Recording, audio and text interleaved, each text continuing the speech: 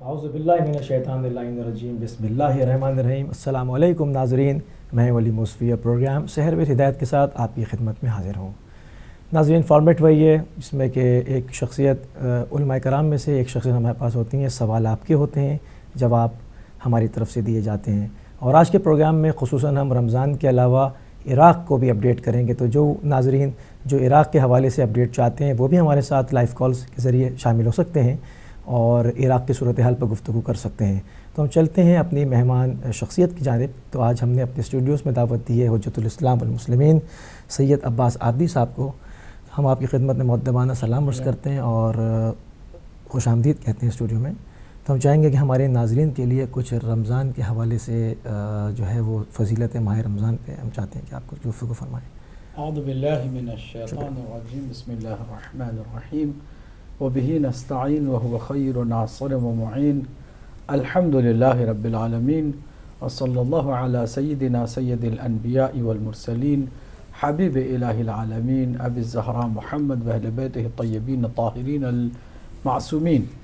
اما بعد، قال رسول اللہ صلی اللہ علیہ وآلہ وسلم: لو يعلم العبد ما في رمضان لود ان يكون رمضان السنة، صدق مولانا رسول اللہ صلی اللہ علیہ وآلہ وسلم۔ سب سے پہلے میں آپ کی خدمت میں اور ہمارے تمام ناظرین و ناظرات کی خدمت میں ہمیشہ کی طرح محبت بھرا سلام پیش کرتا ہوں، اور آغاز میں آپ کے سوال کے میں چاہوں گا کہ نورانی حدیث کی طرف ہمارے ناظرین و ناظرات کو متوجہ کروں، اور وہ یہ ہے کہ سرکار دو عالم صلی اللہ علیہ وآلہ وسلم نے فرمایا کہ اگر اللہ کے بندوں کو معلوم ہو جائے کہ ماہ مبارک رمضان کی کیا فضیلت ہے تو ہر اللہ کا بندہ تمنا کرے کہ پورا سال ہی رمضان رہے، نہ کہ صرف ایک مہینہ، یعنی لگاتار رمضان ہی رمضان ہو، تاکہ وہ جو فضیلتیں ہیں، وہ جو برکتیں ہیں، وہ جو نعمتیں ہیں ان کے شامل حال ہوتے رہیں، جس کی ابتدا کے 10 دن رحمت کے، درمیانے دن مغفرت کے، اور آخری 10 دن نجات پانے کے، آگ سے، اللہ کی عذاب سے نجات پانے کے ہیں۔ چنانچہ سرکار دو عالم صلی اللہ علیہ وآلہ وسلم نے ایک اور مقام پر فرمایا کہ ان ابواب السماء تفتح فی اول لیلۃ من شہر رمضان ولا تغلق الی آخر لیلۃ من، کہ پہلی رات کو اللہ سبحانہ وتعالی آسمانوں کے سارے دروازے کھول دیتا ہے، جس کو جو چاہیے ملے گا۔ یہ دروازے اس وقت تک بند نہیں ہوتے جب تک کہ ماہ مبارک رمضان کی آخری رات نہ آ جائے، یعنی پورا ایک مہینہ دروازے رحمت کے کھلے ہوئے ہیں۔ ایک اور مقام پر فرمایا کہ کچھ فرشتوں کو اللہ سبحانہ وتعالی اس مہینے میں روزے داروں کی مغفرت کے لیے دعا کرنے کو مأمور فرماتا ہے۔ فرمایا مولا علی علیہ السلام نے کہ وکل اللہ ملائکۃ بالدعاء للصائمین، اللہ سبحانہ وتعالی چند ملائکہ کو مخصوص کر دیتا ہے، موکل کر دیتا ہے کہ وہ صائمین کے لیے، یعنی روزے داروں کے لیے ان کے حق میں دعا کرتے رہیں۔ تو یہ بہت عظیم مہینہ ہے، اس میں ہمیں جہاں روزے رکھنے ہیں تو خالی جسمانی طور پر بھوک اور پیاس کا روزہ نہیں رکھنا ہے، بلکہ قلب کا روزہ، صوم القلب خیر من صیام اللسان، زبان کے روزے سے زیادہ دل کا روزہ بہتر ہے، اور زبان کا روزہ بہتر ہے پیٹ کے روزے سے۔ یعنی اب اس کیفیت کو دیکھیں کہ 3 روزے ہو گئے، ایک پیٹ کا روزہ ہے جو عام طور سے ہمیں رکھنا ہی پڑتا ہے، دوسرا زبان کا روزہ ہے کہ اگر زبان بھی قابو میں رہے اور ہر چیز کو اپنی زبان پر انسان نہ لائے اور زبان کو صرف اور صرف ضروری کاموں کے لیے استعمال کرے تو اس کا بھی یہ روزہ ہے۔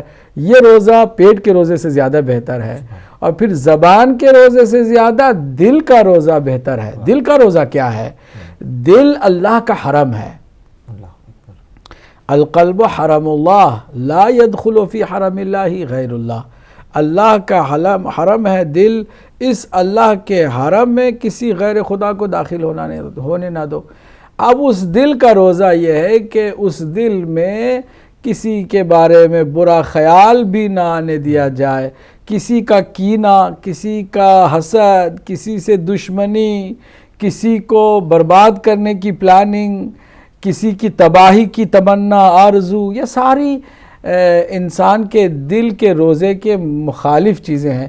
اگر انسان اپنے دل کو ان تمام قدرتوں سے، حسد و کینہ اور بری چیزوں سے بچا لے تو یہ دل کا روزہ ہے۔ یہ دل کا روزہ زبان کے روزے سے زیادہ بہتر ہے، اور زبان کا روزہ پیٹ کے روزے سے زیادہ بہتر ہے۔ جی سبحان اللہ۔ تو یہ تو تھے رمضان کے فضائل، ہم چاہیں گے جیسے ہم نے ابھی پروگرام کے اوائل میں ہم نے کہا کہ ہم آج کے پروگرام میں خصوص طور سے ہم چاہیں گے کہ عراق کو بھی اپڈیٹ کریں۔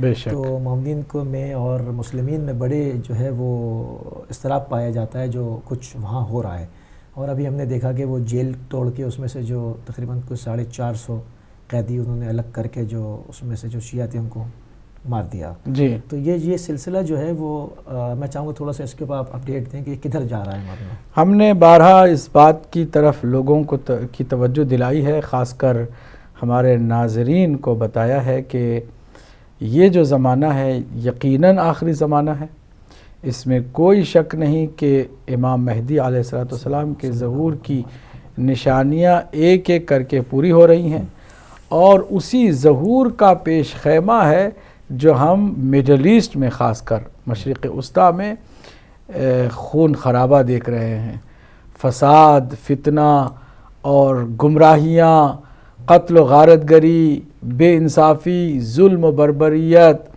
جانوروں سے، وحشی جانوروں سے زیادہ وحشیانہ اقدامات ہم سارے مڈل ایسٹ میں دیکھ رہے ہیں۔ ہمیں یہ تھا کہ یہ کب علامت پوری ہوگی کہ ایک سفیانی گروہ جو ہے وہ عراق اور شام کی کسی جگہ پر اپنی خلافت کا بھی اعلان کر دے گا، اور وہ آپ نے دیکھا کہ اعلان کر دیا۔ ابو بکر نام بھی ہے، عجیب بات ہے، ابو بکر البغدادی، اور اس کی خاصیت یہ ہے کہ یہ ہمیشہ برقعے میں رہتا ہے۔ تو ابھی امت مسلمہ کو معلوم ہونا چاہیے کہ ایک خلیفہ ابھی دنیا میں جو آیا ہے وہ برقعے والا خلیفہ ہے، تو کس کی کتنی حیثیت ہے اسی سے اندازہ لگایا جا سکتا ہے۔ بار بار شیعوں کو تقیے کا طعنہ دینے والے اب ذرا دیکھیں کہ وجود کو بھی تقیے میں رکھا ہوا ہے، اپنے وجود کو بھی برقعے میں ڈھانپ کے رکھا ہے، جرت نہیں ہے کہ کھل کے سامنے بات کرے، اپنا چہرہ بھی دکھائے۔ تو ایسے جو ہے امیر المومنین اپنے آپ کو کہلانے، جب یزید کو امیر المومنین کہنے کے لیے تیار ہے تو آج کے ابو بکر بغدادی کو بھی امیر المومنین کہہ دیں تو ہمیں کوئی زیادہ تعجب نہیں ہوتا ہے۔ لیکن جو عراق کی سچویشن ہے وہ یہ کہ جہاں ظلم و بربریت کا مظاہرہ داعش کر رہی ہے، یعنی یہ جو آئسس ہے، جو دہشت گرد تنظیم ہے وہ کر رہی ہے، وہیں بیداری بھی عراق کے عوام میں ہمیں نظر آ رہی ہے۔ لاکھوں لوگوں نے بہرحال اپنے اس ایمانی جذبے کا اظہار کیا ہے، لیکن خالی ایمانی جذبے کا اظہار کرنا کافی نہیں ہے، مقابلہ کرنا بھی ضروری ہے، اور ان کے ساتھ ان کو مجبور کرنا اور انہیں ان کی اوقات یاد دلانا بھی بہت ضروری ہے۔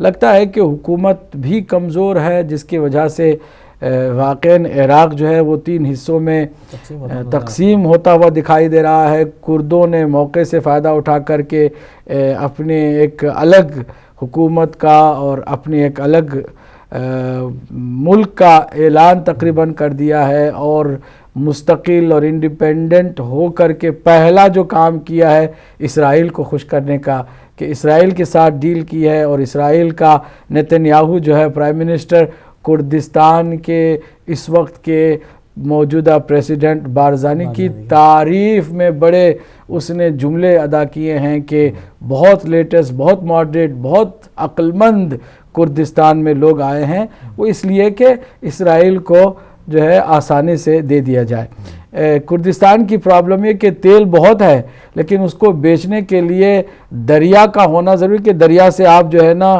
اس تیل کو پہنچائیں دیگر ممالک میں۔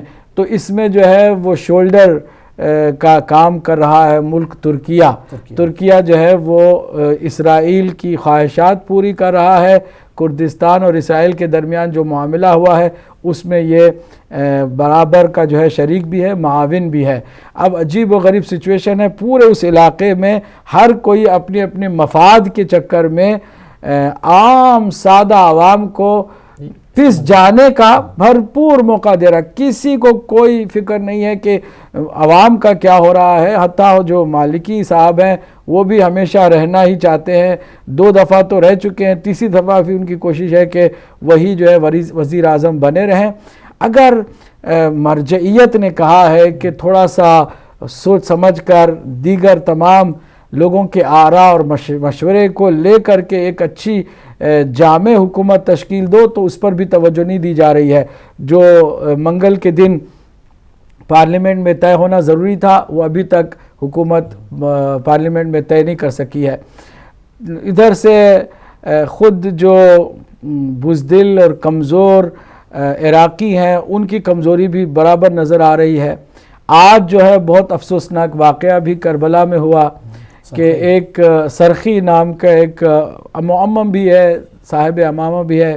اس کا دعویٰ یہ ہے کہ وہ امام زمانہ سے کنیکٹڈ ہے اور امام زمانہ سے ڈائریکٹ جو ہے نا وہ آرڈرز لے رہا ہے، سفیر ہے، اور اس نے اپنے چند لوگوں کو بیوقوف بنا رکھا ہے. انہوں نے شور مچایا ہے حکومت کے خلاف بھی، اور ان کا کرشمہ جب ان کی کارروائی شروع ہوئی تھی تو سب سے پہلے یہ کہ ایران کے قونصلیٹ کو ہی انہوں نے حملہ کر کے توڑ پھوڑ شروع کر دی اور ایران کے پرچم کو اتار کے جو ہے وہ عراق کا پرچم اس پر لگوایا. تو یہ ساری کارروائی ہے وہ بھی دین کے نام پر ہی ہو رہی ہے، وہ بھی مذہب کے نام پر ہی ہو رہی ہے. یہ ساری گمراہیاں مسلسل قتل و غارت گری اور عراق کی جو سچویشن ہے ایک مجموعی طور پر ہمیں واضح کر رہا ہے عراق کا جو بھی کوئی اس وقت کا حال ہے کہ امام کے ظہور میں زیادہ دیر نہیں ہے، کیونکہ یہ علامتیں امام کے ظہور کی طرف ہمیں متوجہ کر رہی ہیں. جو اس سے پہلے کا دور ہے جو عصر ظہور کہلاتا ہے جی، تو اس میں عراق کی سچویشن بین ہی یہی ہے جو آج کل. جی ہاں بالکل ایسے ہی ہوگا. اور ابھی دیکھیں کیا ہونے والا ہے آئندہ چل کے، اور بھی مزید بے گناہ لوگوں کی جانیں جو ہے وہ اس راہ میں جائیں گی، خون بہا جائے گا، اور بہت زیادہ اور بھی مشکلات ہمیں نظر آ رہی ہیں. حالات بہت جلدی قابو میں نہیں آنے والے ہیں کہ جب یہ بہت زیادہ ظلم و بربریت کو آگے لے جائیں گے. اب آپ سوچئے کہ یہ جو سو کالڈ امیر المؤمنین بنا ہوا شخص ہے اور یہ جو سو کالڈ اسلامی حکومت کا اعلان، اسلامی خلافت کا اعلان کر رہا ہے، ان کے عزائم دیکھیں کیا ہے. مدینہ منورہ کو بھی ہم جو ہے وہ برباد کر دیں گے، اور خانہ کعبہ کو بھی، چونکہ لوگ جو جاتے ہیں وہ پتھروں کو چومنے کے لیے جاتے ہیں، وہ خدا کے لیے نہیں جاتے. اب اس لیے ہم خود خانہ کعبہ، جی ہاں، خانہ کعبہ کو بھی ہم ڈھا دیں گے تاکہ کوئی بھی سوائے اللہ کے پرستش کی چیز باقی نہ رہ جائے. یعنی اس قدر یہ وہی زائنسٹ ایجنڈے پر عمل کیا جا رہا ہے کہ اسلام کی کوئی نشانی باقی نہ رہے اور اسلام ہی کا نام لیا جائے. بار بار تکبیر اللہ ہی کے نام کی، لیکن اللہ ہی کے دین کا مذاق اڑایا جائے اور اسی کی تباہی اور بربادی کا دنیا میں. یہی دجالیت ہے، اسی کو دجالیت اور سفیانیت جو کہا جاتا ہے کہ سفیانیت کا خروج ہوگا، سفیانیوں کا خروج ہوگا، یہ ہو چکا ہے. یہ علامت جو ہے واضح طور پر نظر آئی ہے، اور کوئی اس سے بدتر حالات میں نہیں سمجھتا ہوں کہ آنے والے ہیں، کہ اگر ہوں گے بھی تو انہی کے ہاتھوں سے ہوں گے. تو جو سفیانیت ہے وہ ظاہر ہو چکی ہے، سفیانیوں کا خروج صاف صاف نظر آ رہا ہے، خاص کر اب جو انہوں نے خلافت کا بھی اعلان کر دیا. اب اس کے اندر دیکھیں ایک چیز اور بھی ہے کہ شروع میں جو انہوں نے تعداد بتائی تھی کہ 10,000 ہیں یا 5,000 10,000 ہیں، مگر جس طرح سے کئی صوبے کنٹرول میں ہیں، کئی شہر کنٹرول میں، یہ چند ہزار سے تو متوقع نہیں ہوتا نا کہ پوری فورسز کی تمام جگہوں کو ٹیک اوور کریں، تمام گورنمنٹ کے اداروں کو ٹیک اوور کریں. یہ تو واضح ہے کہ دجال کی سپورٹ کے بغیر سفیانی کبھی بھی کامیاب نہیں ہونے والے. اور حدیثوں میں آیا ہے، پیشن گوئی ہوئی ہے کہ سفیانیوں کو سپورٹ حاصل ہوگی دجال کی. اب دجال کی سپورٹ آپ دیکھ رہے ہیں، زائنسٹ برابر پیچھے سے سپورٹ کر رہے ہیں، اسرائیل کی سپورٹ سے ہی تو یہ سب کچھ کاروائیاں ہو رہی ہیں. پلس یہ کہ یہود و سعود کا آپس میں تال میل امت مسلمہ کے لیے جو ہے وہ کینسر کا خطرناک زخم بن کر کے سامنے نظر آ رہا ہے. یہ ملے ہوئے ہیں, یہ دونوں مل کر کے ایک سکے کے پیچھے سے جو ہے ایک کی تدبیر ہے, دوسرے کے پیسے ہیں, دونوں کا سپورٹ, دونوں کی یہ مدد سفیانیوں کو اور سفیانیوں کی یہ کارروائی ہے. یہ کوئی چند گوریلا حملہ نہیں ہے یا کوئی چھٹ پٹ کوئی کارروائی نہیں ہے, ایک پورے پلاننگ اور منصوبے کے تحت کہ جس کے پیچھے بڑی طاقتیں بھی ہیں. دجال کی سپورٹ ہے سفیانیوں کو, اور سفیانیوں کو مالی مدد کے لیے بھی سعودی عرب جیسا ملک موجود ہے. کیونکہ ایک خبر اور آئی ہے نا کہ انہوں نے بندر بن سلطان کو اپنا مشیر دوبارہ عراق کے لیے رکھا ہے. جی ہاں بالکل, یہ سارے حالات ہٹا دیا تھا, صاف صاف نظر آ رہے ہیں, اس میں کوئی شک و شبے کی گنجائش نہیں ہے. ہمیں حالات پر کڑی نظر رکھنے کے ساتھ ساتھ اپنے آپ کو تیار کرنا ہوگا. ماہ مبارک رمضان اپنی تربیت کا بھی بہترین موقع ہے. یہ تربیت کا موسم ہے. اس موسم تربیت میں ہم سب کو اپنی روحانی تربیت بھی کرنی ہے, اپنے اعمال کو بھی ٹھیک کرنا ہے. تو ان حالات میں جو یہ معاملات ہو رہے ہیں, جو دوسرے علاقوں کے لوگ ہیں, آپ گلف کے کہہ لیں یا گلف سے باہر کے, تو ان کے لیے احادیث میں اور ان چیزوں میں کیا حوالے ملتے ہیں کہ ان کے لیے کیا اس وقت ذمہ داریاں معین ہوتی ہیں؟ وہاں کے جو اطراف میں جو لوگ ہیں وہ جو جتنا کر سکتا ہو ظلم کے خلاف اور مظلوم کی حمایت میں وہ کرے. یہ کلی قاعدہ ہے, کونوا للظالم خصما وللمظلوم عونا. یہ ہمیشہ کا ہمارا اہم ترین فریضہ ہے. وہاں کے لوگوں کے لیے بھی یہی ہے کہ آپ دیکھیں کہ کہاں تک آپ ظالم کے خلاف کھڑے ہو سکتے ہیں, کہاں تک آپ مظلوم کی مدد کر سکتے ہیں. اگر یہ نہیں کریں گے, آپ بالکل نیوٹرل ہو کر بیٹھ جائیں گے کہ امام آئیں گے وہ خود ٹھیک کر لیں گے, تو آپ بھی انہی لوگوں کی طرح مجرم قرار پائیں گے کہ جن لوگوں نے ظلم کا بازار گرم کر خاموش گروہ میں. تو جی ہاں بالکل, ہمارے یہاں کوئی گنجائش نیوٹرل لوگوں کی نہیں ہوتی ہے. جی السلام علیکم. السلام علیکم ہدایت ٹی وی. جناب کہاں سے بات گفتگو فرما رہی ہیں؟ میں سعودی سے بات کر رہی ہوں. میری گزارش تھی کہ آپ اپنے ڈیلی کے جو پروگرام ہے نا وہ نیٹ پہ اپلوڈ کر دیا کریں. جی ڈیلی کے ودن 24 آورز یوٹیوب کے اوپر چلے جاتے ہیں. ہمارے یوٹیوب کے اوپر آپ ہدایت ٹی وی لکھ کے ہمارے وہ کچھ پروگرام میں دیکھنا چاہ رہی تھی لیکن وہ مجھے ملے نہیں. جی تقریباً زیادہ تر اس کے اوپر جو ہے سارے اپڈیٹڈ ہیں. اگر آپ ہماری ہدایت ٹی وی کے ایڈریس پہ جا کر اس پہ یوٹیوب پہ دیکھیں تو آپ کو سب مل جائیں گے. 24 آورز کے اندر تمام ٹرانسمیشن یوٹیوب پہ چلی جاتی ہے. اچھا دوسرا رمضان کے علاوہ بھی کوئی کویسچن پوچھ سکتے ہیں؟ جی جی جی بالکل پوچھ سکتی ہیں. اچھا مجھے ایک کویسچن تھا کہ جو یہ خانہ کعبہ ہے اس کی جو کورنگ ہے, کور, وہ بلیک کیوں ہے؟ ایک کویسچن تھا. ٹھیک ہے, تھینک یو. ٹھیک ہے, بہت شکریہ. آپ کا سوال آ گیا, ہم ابھی آپ کے جواب کی طرف بڑھتے ہیں. تو یہ پوچھنا چاہ رہی ہیں کہ خانہ کعبہ کا جو کور ہے وہ بلیک کیوں ہے, جو غلاف کعبہ اس کا رنگ سیاہ کیوں ہے؟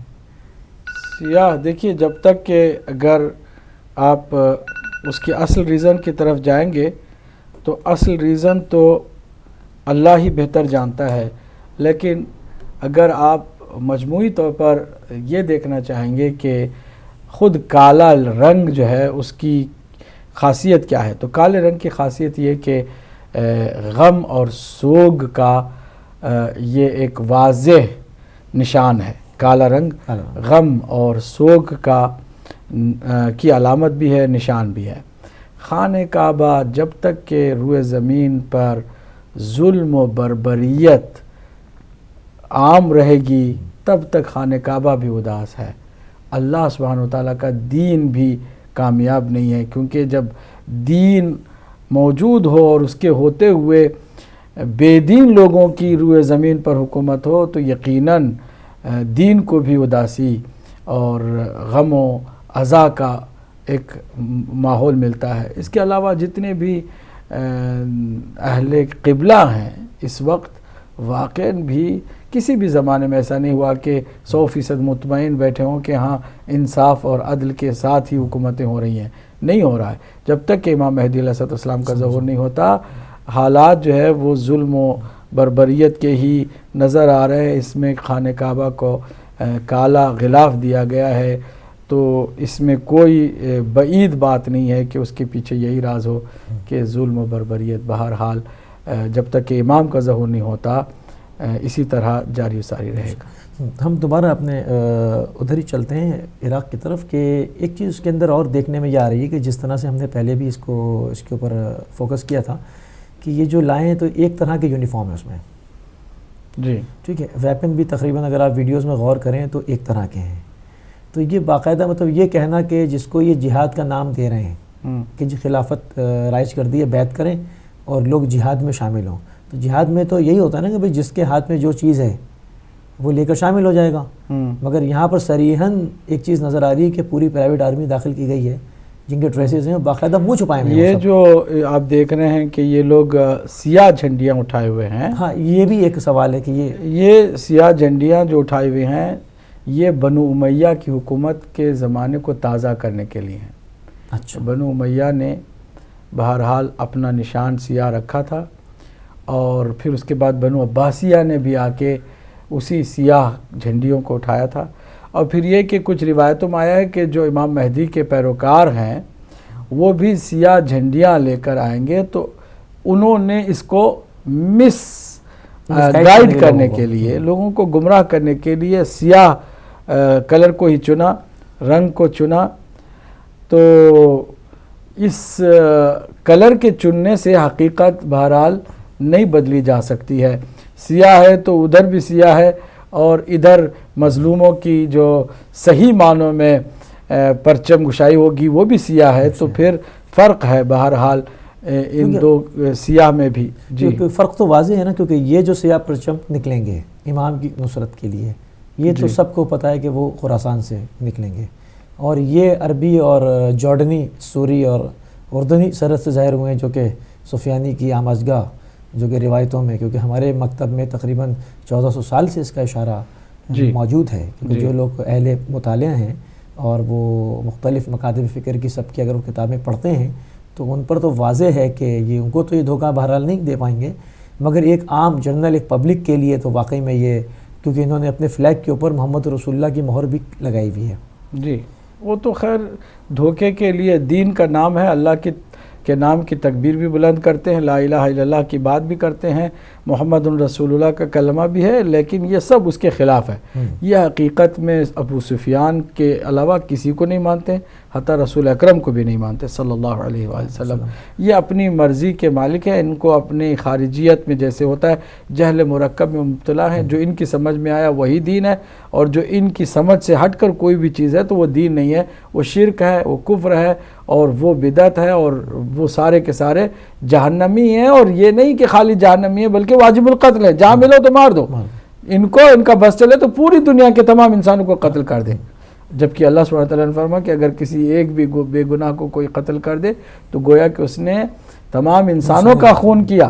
اب یہ ان کے عزائم دیکھو، ان کا بس چلے تو دنیا میں کسی کو بھی سوائے سلفی وہابی خارجیوں کے دنیا میں کسی کو بھی جینے کا حق نہ دیں، سب کو قتل کر دیں۔ یہ اللہ سے بھی زیادہ اختیار اپنے ہاتھ میں لینا چاہتے ہیں۔ اللہ خالق جو ہے وہ بھی اپنی مخلوق کو اس طرح مرتے ہوئے نہیں دیکھ سکتا، نہ اللہ چاہتا ہے کہ مخلوق جو ہے اس کی اس طرح تباہ ہو، لیکن ان کے بس میں اگر آ جائے نا تو پوری خدائی کو یہ آگ لگا دیں۔ جی ہاں بالکل، کیونکہ دیکھیں اب ایک چیز اور اس میں جو عراق کے بعد کچھ اس کے اندر چیزیں پیدا ہو رہی ہیں، مطلب شاید میرے خیال میں یہ کچھ جارڈن کا بھی رخ کر رہے ہیں، جارڈن کا بھی رخ کر رہے ہیں۔ یہ تو ان کا میں نے عرض کیا نا کہ یہ تو چاہ رہے ہیں کہ آہستہ آہستہ ان کے بس میں ہو تو جہاں جہاں تک یہ پیر پھیلا سکتے ہوں پھیلائیں، لیکن یہ موکی کھائیں گے، کیونکہ جہاں ان کی کسی حد تک کامیابی کی پیشن گوئی ہوئی ہے کہ کافی حد تک یہ کامیاب ہوں گے، ایک حکومت اور خلافت بھی قائم کر لیں گے،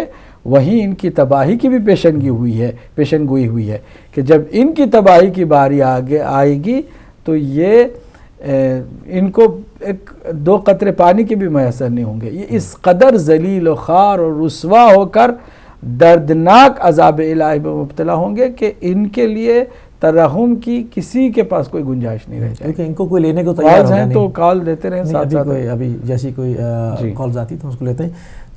تو خیر اس کے اندر چونکہ ایک ہمارے پاس ایک بہت ہی ایک چیز یہ ہے کہ ہمارے پاس رمضان ہے، ٹھیک ہے، تو اس کے اندر جیسے کہ آپ نے ابھی فرمایا کہ بہت ہی یہ ایسے دن ہیں کہ جس میں ہم تربیت کر سکتے ہیں اپنے نفس کی باقاعدہ۔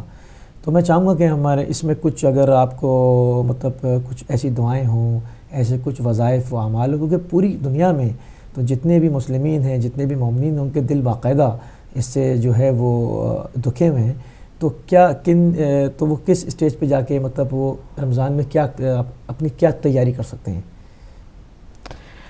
بنیادی طور پر سب سے پہلے تو ہمیں اپنے اعمال کو درست کرنا ہوگا، اور دعا میں بہترین دعا ہے جو ایمان کی سلامتی کی دعا ہے، کیونکہ آخری یہ زمانہ ہے، حالات اتنے روز بروز تبدیل ہو رہے ہیں کہ کبھی بھی کسی بھی وقت ہم ایمان سے ہاتھ دھو کر کے کہیں کفر اور گمراہی کے کسی کھائی میں نہ گر جائیں۔ اس لیے ہمیں ایمان کی سلامتی کی دعا بھی بہت کرتے رہنا ہوگا۔ ایمان کی سلامتی کی دعا یہی ہے کہ ہم ان عقائد کو ایک بار ریویو کریں کہ جن عقائد کی بنیاد پر ہم ایمان والے کہلاتے ہیں، مسلمان کہتے ہیں، مومن کہلاتے ہیں، اور ریویو کر کے اپڈیٹ کر کے دیکھیں کہ کہیں دوبارہ کسی جگہ پر ہم نے کوئی غلطی تو نہیں کی ہے، کسی غلط چیز کو تو ہم نے عقیدہ نہیں بنا لیا۔ عقائد کی درستگی کریں اور اس پر ایمان کے اوپر ڈٹ کے رہنے کے ساتھ ساتھ اس کے لیے دعا بھی کریں کہ ایمان کی سلامتی بہت ضروری ہے۔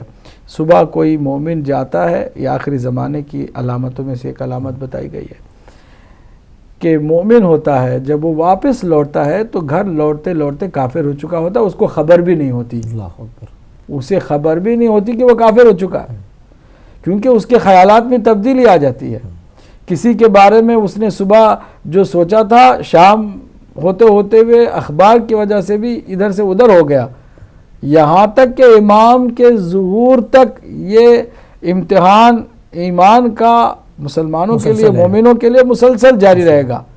امام کے ظہور کے بعد بھی کچھ لوگ جو امام کو مان کر بھی آئیں گے، پھر ان سے بھی امتحان ہوگا۔ اس کیفیت پہ کافی گفتگو اس پہ رہے گی۔ میں ایک آپ کی اجازت سے کال لے لوں جو ہم شامل کرتے ہیں اپنے پروگرام میں کالر کو۔ السلام علیکم۔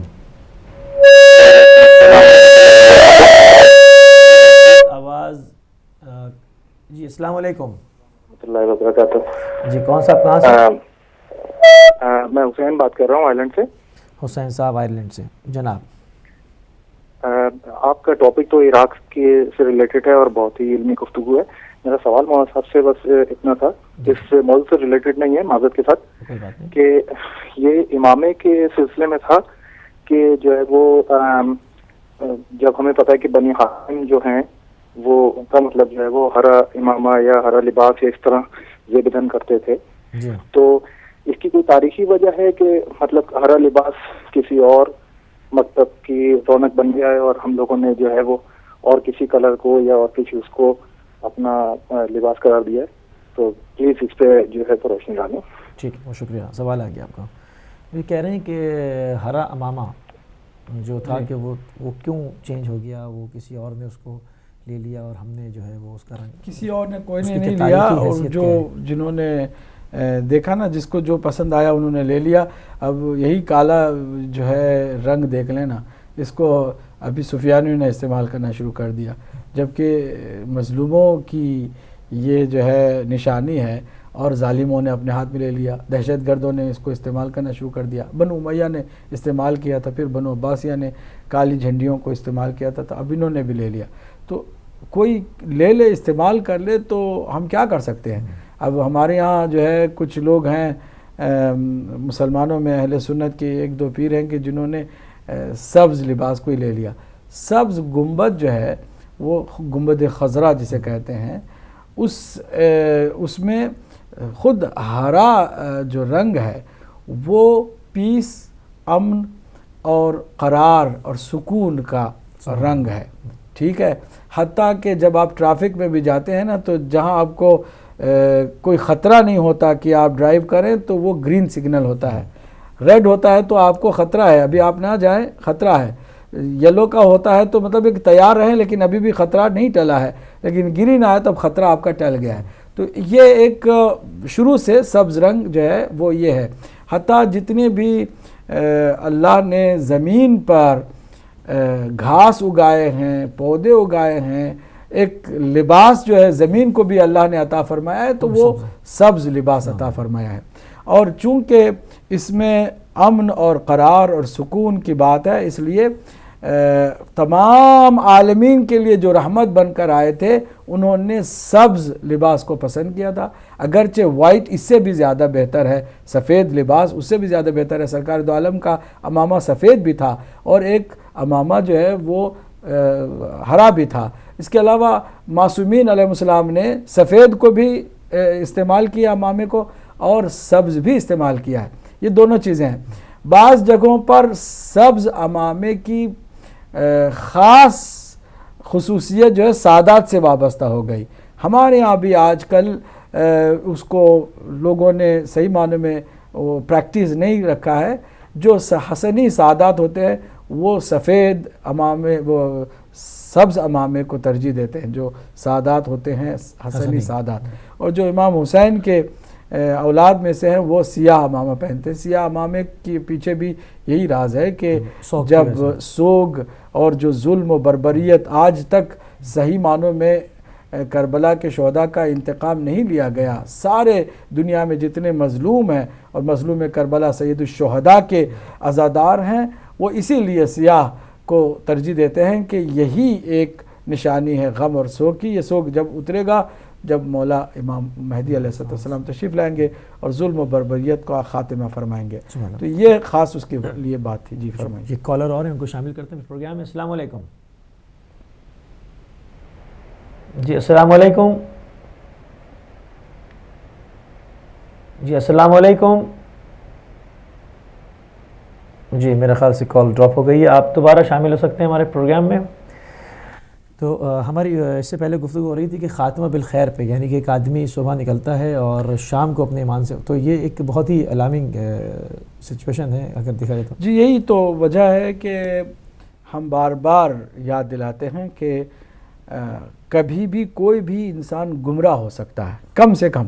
دیکھیں نا ایک فلسفہ ہے نا، نماز بھی ایک فلسفہ ہے۔ نماز کے لیے کیا خاصیت ہے نماز؟ ان الصلاۃ تنہی عن الفحشاء والمنکر، نماز آپ کو فحشاء اور منکر سے بچاتی ہے، ٹھیک ہے۔ اس میں سب سے بڑی جو مصیبت ہے وہ گمراہی سے بھی نماز بچاتی ہے۔ وہ کس طرح؟ دیکھیے کم سے کم آپ 5 وقت کی نماز میں ابتدا کے پہلے اور دوسری رکعت میں سورہ حمد کا پڑھنا ضروری ہے۔ کوئی بھی مسلمان کسی بھی مکتب کا ہو وہ سورہ حمد کو ضرور پڑھتا ہے، سورہ فاتحہ کو ضرور پڑھتا ہے۔ اس سورہ فاتحہ میں دعا کی شکل میں ایک آیت ہے، اہدنا الصراط المستقیم، ہمیں سیدھے راستے پر گامزن رکھ، قائم رکھ، چلا یا ہدایت دے، جو بھی آپ اس کا معنی لیں۔ تو مطلب یہ ہے کہ کم سے کم واجبی طور پر 10 مرتبہ آپ کہتے ہیں پروردگار ہمیں سیدھے راستے پر قائم رکھ۔ کیوں کہتے ہیں 10 مرتبہ؟ کم سے کم دن میں 10 مرتبہ آپ کو صراط مستقیم سے ہٹنے کا خطرہ لگا رہتا ہے۔ جی بسم اللہ۔ جی السلام علیکم۔ السلام علیکم۔ جی کون صاحب کہاں سے؟ سر میں علی بات کر رہا ہوں ویک فیلڈ سے۔ مجھے ایک سوال پوچھنا تھا۔ اگلے ہفتے میرے ایک جاننے والے پاکستان سے آ رہے ہیں، تو مجھے ان کو ریسیو کرنا ہے، وہ آ رہے ہیں تقریباً 1:15 بجے۔ تو مجھے پتا ہے کہ 24 مائل سے زیادہ میں سفر نہیں کر سکتا ہوں روزے کی حالت میں، لیکن اب میں چاہ رہا تھا کہ میں روزہ رکھ لوں، کہ کوئی ایسی بات تو ہے نہیں، تو بس یہی پوچھنا تھا کہ کیا میں روزہ رکھ سکتا ہوں؟ ٹھیک ہے، آپ کا سوال آ گیا، بہت شکریہ۔ آپ سفر میں جا رہے ہیں؟ نہیں، وہ کہہ رہے ہیں کہ پاکستان سے آ رہے ہیں کوئی، تو ان کو لینے کے لیے جانا ہے، تو 20 میل۔ جی پاکستان سے آ رہے ہیں تو ان کو لینے جانا ہے۔ آپ کہاں سے کہاں جانا چاہ رہے ہیں؟ میں ویک فیلڈ سے مانچسٹر ایئرپورٹ جاؤں گا۔ اچھا، اور یہ کس وقت کی بات ہے؟ یہ 1:15 بجے ان کی فلائٹ آئے گی، تو میں گھر سے تقریباً 11 بجے نکلوں گا، اور واپس یعنی ظہر سے پہلے آپ نکلیں گے؟ جی آپ ظہر سے پہلے آپ گھر سے نکل جائیں گے؟ جی بالکل۔ تو ویک فیلڈ سے جب باہر نکلیں گے تو آپ کا روزہ خود بخود کھل جاتا ہے۔ اچھا، تو اس کے بعد آپ کو قصر، اس کے روزے کے بعد یعنی ماہ رمضان المبارک کے بعد آپ کو یہ روزہ آپ کو قضا کے طور پر رکھنا ہوگا۔ ٹھیک ہے، بہت مہربانی۔ ہو جاتے ہیں، خبریں آتی ہیں بچے نوجوان سمجھتے ہیں کہ بالکل صحیح ہے. خبروں کو ٹوسٹ کر کے بیان کیا جاتا ہے. اب بار بار خبروں میں کیا آتا ہے؟ سنی ملیٹنٹس، سنی ملیٹنٹس، سنی ملیٹنٹس، جبکہ وہ سنی نہیں ہے. سنی سارے ہمارے بھائی ہیں، ان کا ہمارے ساتھ کوئی ایسا کبھی کوئی جنگ نہیں ہوئی، کوئی جھگڑا نہیں ہوا. ان کے جو پروٹسٹنٹ اور کیتھولک کے درمیان بڑی جنگیں ہوئی، صلیبی جنگوں سے مشہور ہیں. کبھی بھی شیعہ سنی کی جنگ نہیں ہوئی ہے تاریخ میں، پوری تاریخ انسانیت میں، تاریخ اسلام میں کبھی بھی شیعہ سنی کی جنگ نہیں ہوئی ہے. حق و باطل کی ہوئی ہے. ممکن ہے کلمہ پڑھنے والے ادھر بھی ہوں ادھر بھی ہوں، نماز پڑھنے والے ادھر بھی ادھر ہوں، لیکن ایک طرف حق ہے دوسری طرف باطل ہے. یہاں سنی شیعہ کا معاملہ کبھی نہیں ہوا کہ یہ کوئی کہے کہ سنیت کے اعتبار سے کوئی ادھر کھڑا ہے، کوئی شیعت کے اعتبار سے ادھر کھڑا ہے. کہیں ایسا نہیں ہوا ہے. امام حسین کے مقابل میں یزید آیا، کیا وہ سنی شیعہ کی جنگ تھی کہ یزید جو ہے وہ سنیوں کا نمائندہ تھا؟ تو یزید اگر سنیوں کا نمائندہ نہیں تھا تو یہ ابو بکر بغدادی بھی ہرگز سنیوں کا نمائندہ نہیں ہے. نہیں، وہ تو جیسے ہم نے پہلے اس میں بات کی تھی کہ جمعیت علماء عراق نے فوراً کنڈیم کیا تھا اس کو. انہوں نے کہا تھا نہیں ہمارا دنیا کے تمام اہل سنت اور اہل تشیع جتنے ہیں سب نے ان کو جو ہے نا بالکل کنڈیم کیا اور ان کی کوئی کسی طرح کی تصدیق یا تائید نہیں کی ہے. اصل میں لگ یہ رہا ہے کہ اس پوری جنگ میں میڈیا بھی ایک باقاعدہ کردار ہے. میڈیا بھی باقاعدہ ایک کردار کی شکل پیش کر رہا ہے کہ باقاعدہ مطلب ایک کام ہے اس کا، مطلب جو ان کی پوری مختلف چینلز ہیں کئی ایک جو کہ آپ بھی جانتے ہیں کہ وہ بس ان کا کام ہی یہی ہے کہ وہ اس کو پوری وار کو ٹویسٹ کر رہے ہیں وہ کہ یہ شیعہ سنی کی جنگ ہے اور یہ وہ سنی ملیٹنٹس. اور انہوں نے یہ شروع جب کیا تھا یہ بحرین سے انہوں نے یہ کام سٹارٹ کیا تھا. جب بحرین کے اندر پروٹیسٹ سٹارٹ ہوئے ہیں تو یہ وہاں سے شروع ہوئے تھے کہ جی یہاں پر بہت وہ ہو رہا ہے اور یہ شیعہ یہاں بغاوت کر رہے ہیں اور یہ پرابلم کر رہے ہیں. حالانکہ وہاں پر بھی اگر اس میں آپ لے لیں وہ جو ان کے جو ایکٹیوسٹ ہیں اس کے اندر بہت سارے اہل سنت ہیں بحرین میں. اور کبھی بھی انہوں نے اس طرح کی دہشت گردی کا کبھی بھی ساتھ نہیں لیا، کبھی بھی انہوں نے اسلحہ نہیں اٹھایا. پرامن احتجاجات کیے اور ان کو پیس دیا گیا، ان کو مار دیا گیا، ان کو تکلیف دی گئی.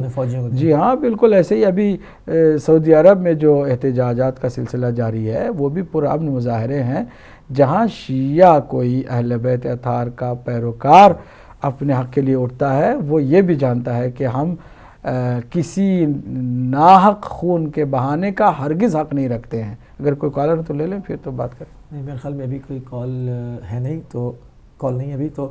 اچھا دوسرا ایک ہم اس کے اوپر وہی بہت ہی اہم جو چیز تھی کہ مطلب کہ انسان کے اس وقت گمراہ ہونے کے اس قدر مواقع ہیں، مطلب کہ سوشل میڈیا کا اٹیک ہے، ٹھیک ہے نا. دوسرا آپ کے گھر میں مطلب کوئی بھی آپ نیوز چینل دیکھ رہے ہیں تو آپ کے جو ایک باقاعدہ وہاں سے آپ کے اوپر حملہ ہے. تو مطلب ہم اپنے بچوں کو کیا ترغیب دیں کہ بنیادی چیزوں سے جس کو ہمارے نوجوانوں کے لیے کیا آپ سجیسٹ کریں گے اس میں کہ وہ مطلب ان کو کچھ تو فالو کرنا ہے نا. کسی حد تک جو موٹی موٹی باتیں ہیں وہ سب کو تقریباً پتہ چل گئی ہیں. موٹی موٹی باتیں یہ ہیں کہ وہ جانتے ہیں کہ دنیا میں جو دہشت گردی پھیلائی جا رہی ہے یا دہشت گردی کو انڈائریکٹ سپورٹ کی جا رہی ہے وہ کہاں سے کی جا رہی ہے، کون کر رہا ہے، یہ تقریباً دنیا کو پتہ ہے.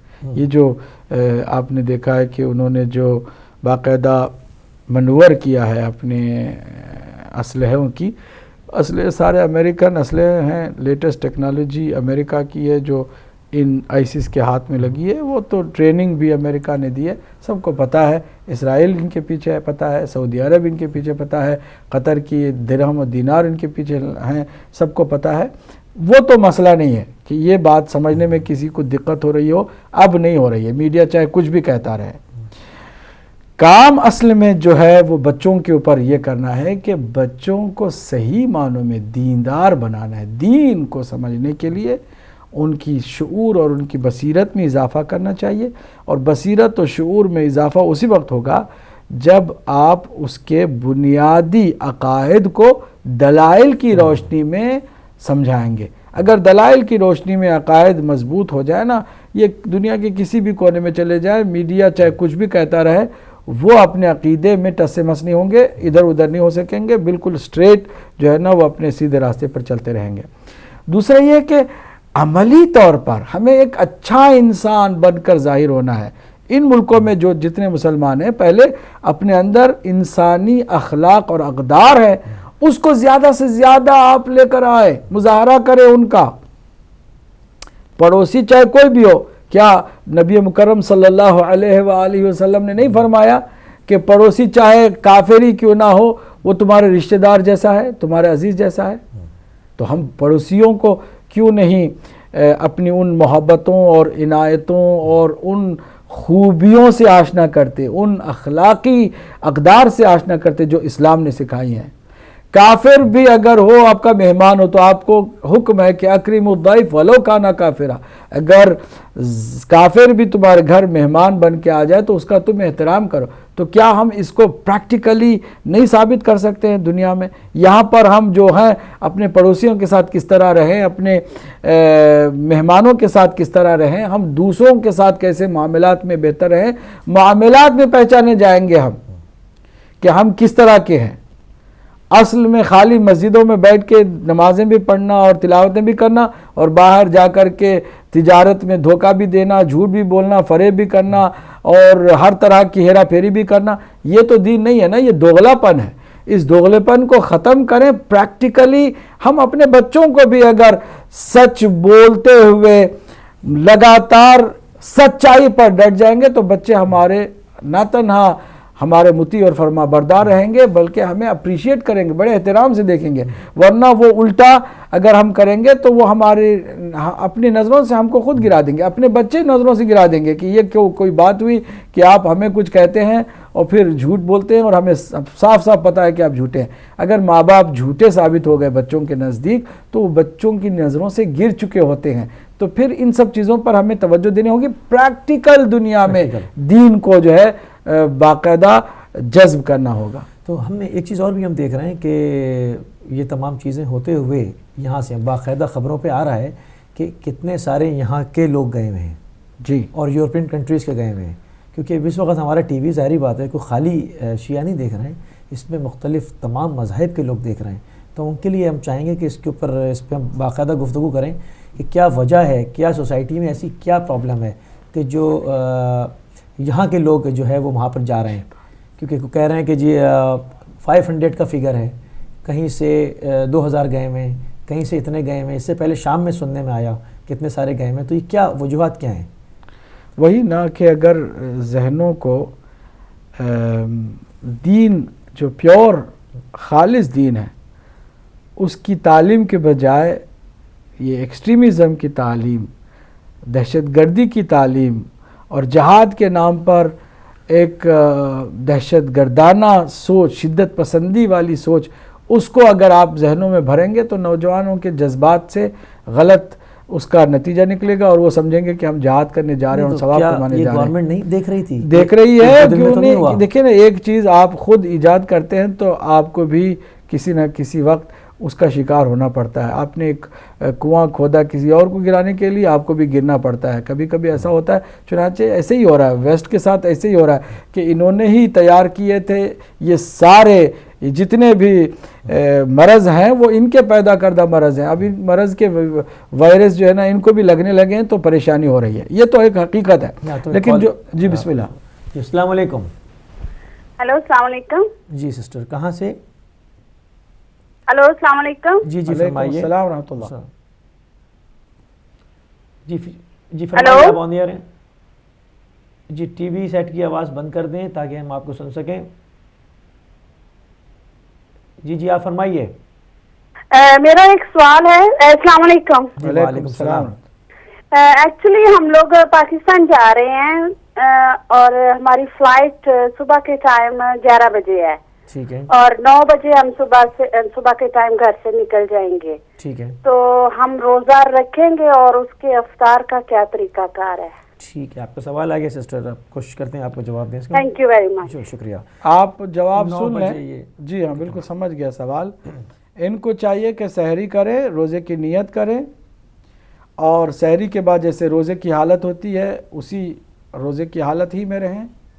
اور جب آپ فلائٹ میں بیٹھ جائیں, فلائٹ پرواز کر جائے مانچسٹر کو چھوڑ کے, جس ایئرپورٹ سے بھی جانا چاہتی ہیں وہاں سے نکل جائے تو پھر آپ کا روزہ خود بخود کھل جاتا ہے. تو پھر آپ فلائٹ کے اندر کھا پی سکتے ہیں. جب آپ اپنے وطن پہنچ جائیں تو پھر دوسرے دن سے آپ کو اسی طرح روزہ رکھنا ہوگا جس طرح سے یہاں پر رکھتی رہی ہیں. ٹھیک ہے, ہم اپنے ایک اور کالر کو شامل کرتے ہیں پروگرام میں. السلام علیکم. السلام علیکم. جی کون صاحب کہاں سے؟ السلام علیکم. جی وعلیکم السلام ورحمۃ اللہ, فرمائیے. جی میں سید بات کر رہا ہوں لوٹن سے. ایک سوال پوچھنا تھا جی کہ ویسے اگر میں سفر کرتا ہوں ظہر کے بعد اور روزہ مکمل کرتا ہوں اور رات کو اسٹے کرتا ہوں دوسری جگہ جا کر, تو کیا وہاں پہ میں قصر نماز پڑھوں گا؟ جی جی ٹھیک ہے, آپ کا سوال آ گیا. نماز تو آپ قصر پڑھیں گے ہی رات کو اگر اسٹے کرتے ہیں, اور اگر آپ وہاں سحری کر کے ظہر سے پہلے واپس اپنے وطن پہ یا اپنے گھر پہ آ جاتے ہیں تو اس دن کا روزہ بھی آپ کو کمپلیٹ رکھنا ہوگا. اگر آپ ظہر سے پہلے واپس آ جاتے ہیں سحری کر کے باہر جس جگہ پہ بھی آپ جا رہے ہیں, تو پھر آپ کا روزہ اس دن کا بھی مکمل آپ کو کرنا ہوگا. البتہ جو نماز آپ پڑھیں گے رات کو, جو ظہر کے بعد آپ جا رہے ہیں, تو روزہ تو کمپلیٹ کریں گے, نماز آپ کی قصر ہی رہے گی. آپ کی نماز مغرب کی 3 رکعت اور عشاء کی 2 رکعت ہوگی, 3 رکعت 4 رکعت کی جگہ پہ قصر کیا ہے؟ جی قصر ہوگی. ٹھیک ہے, ہم ایک اور کالر کو شامل کرتے ہیں پروگرام میں. السلام علیکم. وعلیکم السلام یا علی مدد. کون صاحب کہاں سے؟ سر جی ملک شمیل بات کر رہا ہوں لندن سے. میں نے کل بھی کال کی تھی اور آج ایک اور سوال کے ساتھ یہاں پہ حاضر ہوا ہوں. بسم اللہ. سر جی سوال کچھ آپ کے ٹاپک سے ریلیٹڈ سا ہی ہے, جیسے سوشل میڈیا کی بات کر رہے ہیں آپ. ابھی سوشل میڈیا کی وجہ سے اتنا مسئلہ ہو چکا ہے کہ ہر چیز جو لوگ دیکھتے ہیں وہ سمجھتے ہیں یہی سچ ہے, جیسے آپ نے پہلے بات کی. اور جیسے اب میں تھوڑا سا تفصیلاً آپ کو بتاتا ہوں کہ میں ایک اہل کتاب سے شادی شدہ ہوں اور میری ماشاءاللہ ایک بیٹی ہے 1.5 سال کی. اور میری بیوی بھی یہی سمجھتی ہے کہ جس طرح سے دکھایا جاتا ہے, حالانکہ اس کو میں بتاتا ہوں کہ یہ سچ نہیں ہے, وہ بھی مانتی ہے اس بات کو, ہمارے مذہب کو بھی مانتی ہے. اور اس کو یہ بھی فرق میں بتا چکا ہوں کہ ہم شیعہ ہیں کون سنی ہے, یہ کیا فرق ہے. لیکن اینڈ پہ آ کے مسئلہ یہ بنتا ہے کہ جب وہ دیکھتے ہیں جھگڑتے ہیں, وہ یہ کر رہے ہیں, وہ لڑائی کر رہے ہیں, یہ کیوں مار رہے ہیں, تو وہ تفصیلاً بتانا مشکل ہو جاتا ہے, کیونکہ وہ انگلش میں پڑھ رہے ہیں, انگلش میں وہ پڑھتے ہیں کہ یہ اس وجہ سے لڑ رہے ہیں, یہ اس وجہ سے مار رہے ہیں. جہاں کہ میں بتاتا ہوں کہ ہم ان لوگوں میں سے نہیں ہیں جو کہ فساد کرتے ہیں, لڑائی کرتے ہیں. ہمارے جو امام ہیں, ہمارے جو گزر چکے ہیں, ان کے ساتھ سب کچھ یہ ہو چکا ہے. اور ہم ان لوگوں میں سے جو پیسفل ہیں, جو پروٹیسٹ کرتے ہیں اور بیٹھ کے, ہم لڑنے والوں سے بالکل نہیں ہیں. مسئلہ یہ ہے کہ میں چاہتا ہوں کہ اسے اپنے مذہب میں لے کے آؤں. مانتی تو ہیں لیکن وہ پھر وہی بات آ جاتی ہے کہ وہ کہتے ہیں کہ جب آپ لوگ مسلمان ہوتے ہوئے اس پہ عمل نہیں کرتے تو میں کس طرح سے آ جاؤں. اگر میں آؤں گی تو میں اس کو پراپر اپناؤں گی, میں بالکل اس پہ عمل کروں گی. اب مجھے کچھ سمجھ نہیں آ رہا, میں ڈبل مائنڈڈ ہو چکا ہوں یہاں پہ آ کے. بہت اچھی بات ہے میرے بھائی, اسی ایک اچھی بات کو ہی آپ اسے مطمئن کریں کہ جب وہ یہ کہتی ہے کہ مسلمان عمل نہیں کرتے, اگر میں ہوں تو عمل کروں, تو آپ کہیں بالکل عمل کر کے آپ ان سے بہتر ہو سکتی ہیں. اب آپ دیکھیں جو خاندانی مسلمان تھے ان سے زیادہ بہتر وہ مسلمان ہوئے کہ جو بالکل کنورٹ ہوئے ہیں, اور وہ کنورٹ ہو کر کے زیادہ اسلام پر عمل کر کے اسلام کی عزت اور آبرو بن گئے. تو ان سے کہیں کہ آپ کیوں نہ کریں, بسم اللہ, آپ کو کس نے روکا ہے؟ اور کسی کا ٹھیکہ نہیں ہے, اسلام نے کسی کو ٹھیکہ نہیں دے رکھا ہے کہ بس وہی مسلمان ہوں گے اور کوئی نہیں ہوگا. کوئی بھی انسان اپنی فطرت کے مطابق عمل کرے گا, وہ اچھا انسان ہوگا, پھر اچھا مسلمان بھی ہوگا. بالکل یہ چیز ہے. یہ چیز تو میں سے بتا چکا کہ جو لوگ دوسرے مذہب سے اسلام میں آتے ہیں وہ ہم سے زیادہ بڑھ کر اس میں حصہ لیتے ہیں. لیکن اس کے بعد ہمارا کچھ کلچر ایسا بن چکا ہے کہ آپ کو پہلا بندہ جو سوال پوچھے گا آپ کی فیملی کے بارے میں کہ وہ مسلمان ہوئی یا نہیں ہوئی. پہلی بات کہ میں خود عمل کر رہا ہوں, میں کوشش کر رہا ہوں کہ جتنا خود کر کے دکھا سکوں تو وہ پتہ چلے گا کہ ہمارے ویسے بھی ہمارے مذہب میں ایک کشش ہے. اس کشش کے ساتھ بندہ اپنے آپ اس میں آ جاتا ہے. جب بندہ دیکھتا ہے کہ یہ بندہ رات کو 2 بجے اٹھ کے نماز پڑھ رہا ہے, کیوں پڑھ رہا ہے, کیا اس کا راز کیا ہے, اس کے پیچھے کیا ہے. تو میں تو کوشش کر رہا ہوں. اوپر سے میری بیٹی ہے, بیٹی کو اجازت دے دی میری بیوی نے, کیونکہ ماں کا پہلا حق ہوتا ہے, اس نے اجازت دے دی کہ اس کا نام تم مسلمانوں والا رکھو. میں نے نام بھی مسلمانوں والا رکھا, اذان دی کان میں, سب کچھ طریقہ کار روایت مسلمانوں والی. اب وہ 1.5 سال کی ہو چکی ہے اور میں یہ بھی تھوڑا جاننا چاہتا ہوں کہ میں کیا کروں آگے, تربیت کیسے سٹارٹ کروں, کیونکہ میری سب فیملی پاکستان میں ہے. میں, میری بیوی اور میری بیٹی یہاں پہ ہیں. تو میری بھی کچھ ایسی اب ایج نہیں ہے اتنی کہ میں نہ کوئی بڑی زیادہ عمر کا ہوں جو مجھے پتا ہو ہر بات کا. میں جاننا چاہتا ہوں کہ کیسے بچے کی تربیت شروع ہو, کس عمر سے اس کو اسلام کی طرف کا بتایا جائے, کیسے شروع کیا جائے. بس تھوڑا سا مجھے اس کا رجحان چاہیے. میں پھر دوبارہ کال میں کل آ جاؤں گا کیونکہ ٹائم کم ہوگا آپ کے پاس بھی, تو میں آپ کا جواب سنتا ہوں جا کے. بہت شکریہ, بہت شکریہ. خوبصورت سوال کیا کہ کس طرح سے تربیت کریں, اور اسی کے ساتھ پھر ہم یہی ایک خیال جو آیا ہے انہیں کہ تربیت بچے کی مجھے کرنی ہے, بہت اچھی بات ہے. لیکن یہ کہ ان کو کیا کرنا چاہیے, پریکٹیکلی کیا کر سکتے ہیں. دیکھیے اب تو الحمدللہ ایک جہاں بہت سارے نقصانات ہیں انٹرنیٹ کے, وہاں فائدے بھی بہت ہیں. آپ بچوں سے متعلق جو بیسک دین کی معلومات ہیں انگریزی میں, جو بچی کی زبان ہے اسی زبان میں, ہر زبان میں تقریباً اویلیبل ہے, اس کو آپ نکال کے آپ کے پاس ٹائم بھی نہ ہو تو پرنٹ کر کے دیں, اپنی اسی بیوی کو دیں کہ بھئی آپ اپنے بچی کو یہ بھی تھوڑا تھوڑا کر کے سکھاتے جائیں تاکہ اس کی بھی معلومات. ہو سکتا ہے کہ بچی کے بہانے خود ماں بھی دین کو سمجھنے لے جائے, کیونکہ بیسک معلومات کا ہونا بہت ضروری ہوتا ہے. اسلام خود, لفظ اسلام کی اگر صحیح معنوں میں ڈیفینیشن کسی کو پتہ چلے تو کوئی پاگل ہی ہوگا جو کہے گا کہ میں مسلمان نہیں ہونا چاہتا ہوں, کیونکہ اسلام خود پیس ہے. کس انسان کو پیس کی ضرورت نہیں ہے, کس انسان کو سیکیورٹی کی ضرورت نہیں ہے. ایمان امن سے ہے, امن سے ایمان ہے, سلامتی سے اسلام ہے. خود ناموں کے اندر جو ہے اتنی کشش ہے, گہرائی ہے اور گہرائی ہے. پھر یہ کہ تعلیم میں پہلے جو بچوں کو سکھایا جاتا ہے کہ ہر کام کی ابتدا تم بسم اللہ سے کرو, اللہ کا نام لکھو, ان دا نیم آف اللہ. اللہ کون؟ The most beneficent, the merciful. جب آپ مہربان خدا اور رحمان خدا کے نام سے آغاز کرتے ہیں تو خود ہر کام کے اندر ایک وزن پیدا ہو جاتا ہے, اور کام کرنے والے کو ایک جذبہ ہو جاتا ہے کہ میں کوئی اکیلا نہیں ہوں, میرا کوئی ایسا خدا ہے کہ جس کے نام سے میں شروع کر رہا ہوں یا شروع کر رہی ہوں. اگر بچی کو بھی آپ سکھا رہے ہیں تو یہ جو چھوٹی چھوٹی بیسک چیزیں ہیں نا, یہ دل و دماغ پر ایک ایسا اثر پیدا کرتی ہیں یہ چھوٹی چھوٹی چیزیں کہ آہستہ آہستہ وہ دین سے مانوس ہوتے جاتے ہیں. کہ بھائی ہر چیز میں کہا جاتا ہے. پھر یہ کہ تم بچیوں کو آپ یہ سکھا رہے ہیں کہ السلام علیکم کہنا ہے جب بھی کسی کو دیکھنا ہے. ایک ہیلو ہے جس کا کوئی معنی نہیں ہے, ایک ہیلو ہے لفظ جس کا کوئی معنی نہیں ہے. ایک السلام علیکم ہے جس کا اتنا میننگ فل مفہوم ہے کہ پیس بی اپان یو, تم پر سلامتی ہو. پھر وہ ریٹرن میں کہے وعلیکم السلام, تم پر بھی سلامتی ہو. یہ حالانکہ چھوٹی چھوٹی باتیں ہیں, لیکن بچوں کو اگر شروع سے ہی ان چھوٹی چھوٹی باتوں سے آگاہی حاصل ہوگی, وہ دین کو پیار سے اور بہت لطف اندوز ہوتے ہوئے قبول کریں گے. بچوں کے اندر جو فطرت ہے, گناہوں سے پاک بچے ہیں, معصوم یہ بچے ہیں. خوشبو بھی ان کے دہن میں اسی لیے ہوتی ہے کہ ان کے گناہ نہیں ہے, اسی لیے خوشبو وہ معصوم ہونے کی خوشبو ہے.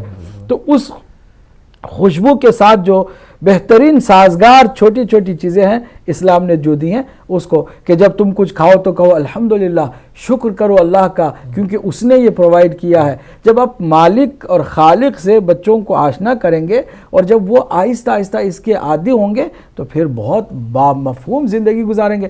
انفارچونیٹلی بڑے ہمارے اپنے بھی ان چھوٹی چھوٹی چیزوں کے مفہوم سے واقف نہیں ہیں. سبحان اللہ. تو میں چاہوں گا کہ ہمارے پاس بالکل وقت میں اب گنجائش نہیں رہی ہے, بالکل اختتامی لمحات ہیں, تو میں چاہوں گا کہ کچھ نوجوانوں کے لیے میسیج دے دیں کہ جو کہ مختلف جگہوں پر جا کر برین واش ہو رہے ہیں اور تکفیری بن رہے ہیں, تو ان ماں باپ کے لیے پتہ نہیں آپ نے دیکھا کہ نہیں دیکھا کہ BBC نیوز والوں نے ہم سے ایک انٹرویو لیا تھا کہ کس طرح سے ایکسٹریمزم کو اس ملک میں روکا جائے. تو ہم نے ایک ہی جملہ کہا تھا, اس کو انہوں نے تقریباً ہر آدھے گھنٹے میں دکھایا بھی, خود BBC نیوز کا اس کو حصہ بنا لیا تھا. ہم نے یہ صرف اتنا کہا تھا کہ اگر ہر مکتب کے مسلمان جو سینٹرز چلا رہے ہیں, مسجدیں جن کی ہیں اور جو امام بارگاہ ہیں جو بھی اپنے مذہبی سینٹرز چلا رہے ہیں, وہ اتنا ہر بار مطمئن ہو جائیں اس بات پر, میک شور کریں کہ کوئی بھی ایکسٹریمزم پھیلانے والی سوچ والا مولوی اس سینٹر میں نہ آئے تو کام آسانی سے ہو سکتا ہے. کیونکہ جو برین واش کرنے والے ہیں ان کو آپ پہلے سے بلاتے ہیں اور ان کو فیکٹری میں بٹھاتے ہیں اور وہ فیکٹری میں بیٹھ کر کے آپ کے بچوں کو لے کر کے اس فیکٹری میں آہستہ آہستہ اپنا کام کرتے ہیں اور ان کے ذہنوں کو برین واش کر دیتے ہیں. بعد میں آپ روتے پیٹتے ہیں کہ بھئی یہ کیا ہو گیا, ہمارا بچہ تو ایکسٹریمسٹ ہو گیا. بھئی آپ نے اس مولوی کو بلایا ہی کیوں کہ جس نے آ کر کے آپ کے بچے کے دماغ کو اس نے اس طرح بگاڑا. تو میں نے ایک ہی جملہ کہا تھا کہ اس کا ایک ہی سلوشن ہے کہ کسی بھی مسجد میں میک شور کر لیں کہ کوئی ایسا ریڈیکل مولوی, ایکسٹریمسٹ مولوی آنے ہی نہ پائے. اب اکثر کیا ہوتا ہے, زیادہ تر ویزے ان لوگوں کو ملتے ہیں کہ جو ایکسٹریمسٹ ہیں. وہیں سے سارا معاملہ. یہ میں نے یہی کہا کہ آپ کی اپنی حکومت کو بھی اس پر توجہ دینی ہے کہ جتنے وہابی سلفی ہیں وہ زیادہ یہاں دندناتے پھرتے ہیں, ان کے زیادہ جو ہے وہ سینٹرز ہیں, ان کے مولوی زیادہ آتے ہیں, ان کے آنے جانے کو کوئی بھی کسی طرح کی کوئی رکاوٹ نہیں ہے. بیچارے ان کو روکتے ہیں کہ جو آ کر کے اس پیس کی بات کرتے ہیں, وہ آ کر کے جو ہے نا غیر سیاسی باتیں کرتے ہیں اور آ کر کے آپ کو امن اور سکون کی باتیں کرتے ہیں. ان کو بہرحال ویزے نہیں ملتے کہ تمہیں انگلش نہیں آتی اس لیے نہیں دیتے. اب جو انگلش آتی ہے وہ آ کر کے بیڑا غرق کر رہا ہے, اس کی ان کو پرواہ نہیں ہوتی ہے. یہ جتنی بھی ایکسٹریمزم آئی ہے, یہ جو سلفی خاص طبقہ ہے, کوئی زیادہ بھی نہیں, ان کو پریشان ہونے کی بھی ضرورت نہیں ہے. آپ کو ہر مسلمان مسجد کے بارے میں بھی ٹینشن میں پڑنے کی ضرورت نہیں ہے. آپ پہلے صرف آئیڈینٹیفائی کریں کہاں کہاں سلفی اور وہابی سینٹرز ہیں, وہاں پر آپ تھوڑا سا توجہ دیں, آپ کو معاملہ سمجھ میں آ جائے گا, روٹ سمجھ میں آ جائیں گے. جڑوں کو کھاڑنے کا کام بھی آپ آسانی سے کر سکتے ہیں کیونکہ آپ ہی نے ان کو بہرحال پیدا کیا ہے. جو پیدا کرتا ہے وہ جانتا ہے کہ ان کو کیسے روکا جائے. وہ تو نہیں روکتے ہیں آپ, اور پریشان ہوتے ہیں کہ یہ ایکسٹریمزم ہمارے ملک میں بھی کیسے آ رہی ہے. آ رہی کہ آپ خود بلا رہے ہیں ان کو, آپ نے خود ان کو پروان چڑھایا ہے, آپ نے خود ان کو جو ہے بڑے بڑے موقع دیے ہیں. یہاں جو انفلوئنشل جو حتی پارلیمنٹ میں بھی جو انفلوئنشل لوگ ہیں وہ وہی ہیں کہ جو سلفی ہیں, خارجی ہیں. یہ عجیب بات ہے. عام مسلمان کے جو دہشت گردی سے بیزار ہیں, عام مسلمان کے جو ایکسٹریمزم سے بیزار ہیں, ان کا وہاں پر اتنا وہ نہیں اثر و رسوخ نہیں ہے جتنا یہ جو ٹیررسٹ گروپ کے سپورٹرز مولوی ہیں ان کا اثر و رسوخ جو ہے وہاں اتنا زیادہ ہے. کیوں ہے؟ آپ خود بیٹھ کر کے اس کا جائزہ لیں, اور آپ خود روکنا چاہیں تو روک سکتے ہیں, کوئی ایسی بڑی بات نہیں ہے. سبحان اللہ, بہت مفید گفتگو رہی. اور ناظرین, اب ہمارے دامن وقت میں گنجائش نہ رہی, ملیں گے کل اسی پروگرام کے ساتھ دوبارہ سحر ہدایت میں. جب تک علی موسوی کو, جناب عباس عابدی صاحب کو اور جو ہمارے ٹرانسمیشن MCR میں ٹرانسمیشن پہنچا رہے ہیں ان کو اپنی دعا میں یاد رکھیے گا. جب تک کے لیے السلام علیکم ورحمۃ اللہ وبرکاتہ.